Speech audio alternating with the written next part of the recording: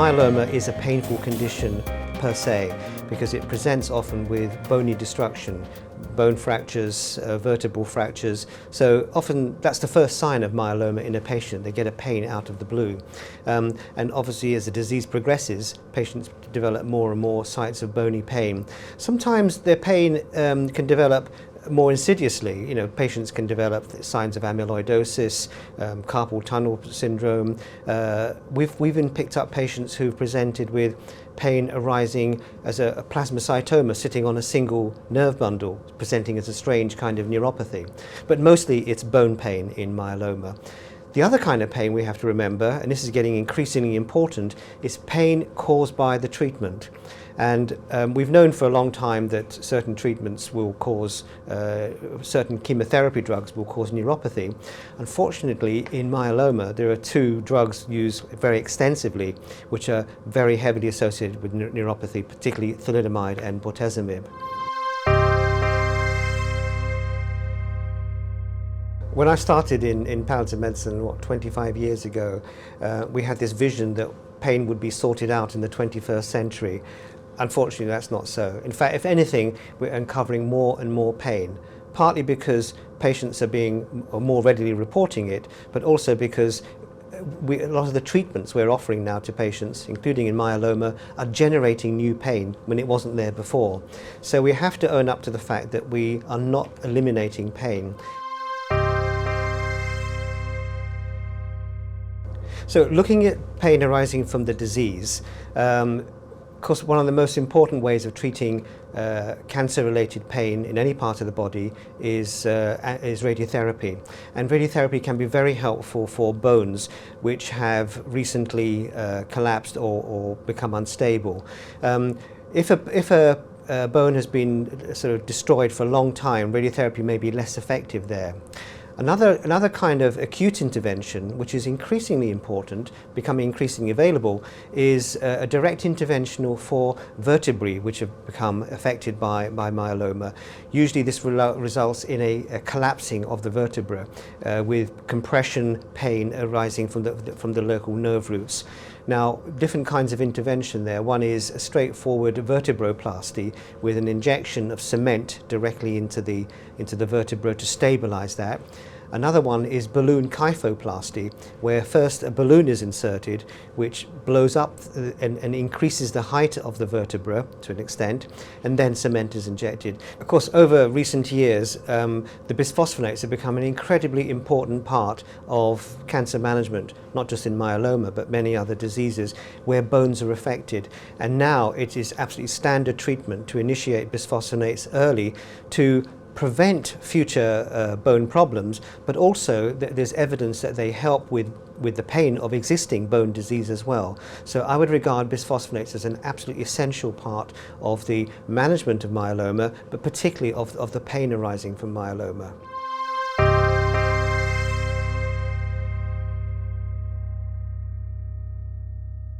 Now, the treatment in neuropathy is, first of all, can we try and minimize the cause? And of course, hematologists are very good at regulating the doses of drugs like thalidomide and bortezomib. But what worries me about that is that we're not allowing patients to have the maximum dose. So my preferred approach is to try and minimize the neuropathy so that the hematologist can maximize the dose of the drugs.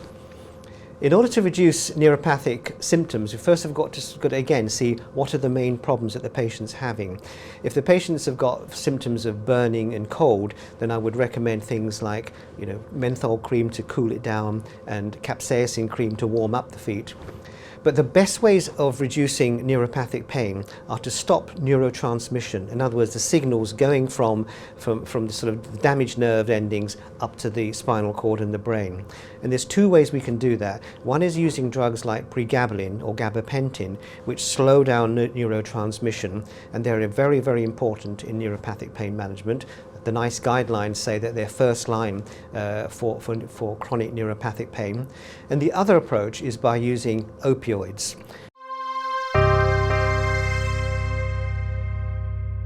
We know that patients with myeloma, because of their reduced immunity, are prone to infections, chest infections, infections in other parts of the body. When they're neutropenic, infections in any part of the body. Sometimes those can actually also induce pain. Pleurisy can arise from pneumonia. Patients with reduced immunity are liable to develop shingles and post-herpetic neuralgia, or the pain of acute shingles itself. Extremely important pain, and everybody needs to know how to deal with those.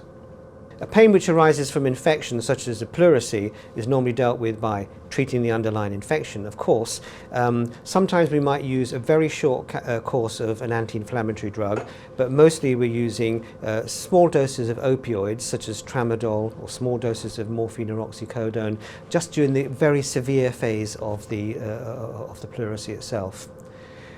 With a condition like shingles, which is extremely painful, we know we have to attack that immediately using a topical antiviral agent, which can help the long-term complications. But we know that once the blisters and the acute rash settles, we can apply a sodium channel blocker like lidocaine in the form of a plaster. So now lidocaine plasters are very, very useful in the management of early and late post-shingles pain.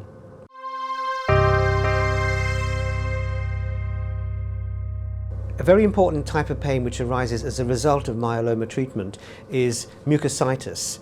Now, basically that means the inflammation of the oral, the esophageal, and sometimes the entire gastrointestinal mucosa arising from the use of anti-cancer drugs.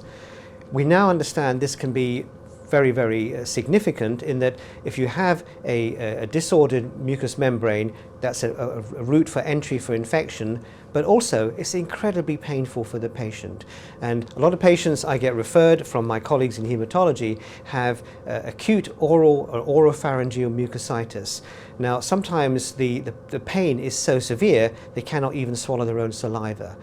There are ways of treating this, and the first way is topical agents. So we would use drugs like Diflam, very mild way of giving a topical analgesia, but then we also have topical oxytocin and antacid mouthwash, or even topical lidocaine mouthwash. These are more powerful ways of blocking pain sensation actually in the mucosa. One of the main problems about giving good pain management is that if we gave enough for every patient to control all pain, often we would cause troublesome side effects. The kind of side effects that we normally see are sedation, drowsiness, and that can be very problematic for patients. And usually we reduce the dose, or we've got other strategies. A very important one for patients having opioids is constipation. For that reason, we use drugs like fentanyl, which cause much less constipation nowadays. It's really important, whenever we prescribe a painkiller, is within a few days to check for side effects, and within a few weeks to check again, because some side effects may come and pass away, others persist for a long time. The research that needs to be done now is looking at complex combinations of treatments. Just as oncologists have developed complex combinations of anti-cancer treatments rather than using mostly single agents, we now need to look at, can we combine the benefits of multiple drugs, keeping the doses low so that patients don't get toxicities, compared to the old approach, which was just piling in the morphine until the patient just stopped complaining. I think where the exciting things for the future lie are tinkering with the molecular biology of pain. And we've learnt a lot in the last few years about where pain is generated in the nerve endings in the bone. And we know that there are various chemicals that stimulate nerve endings. One of these, for instance, is nerve growth factor.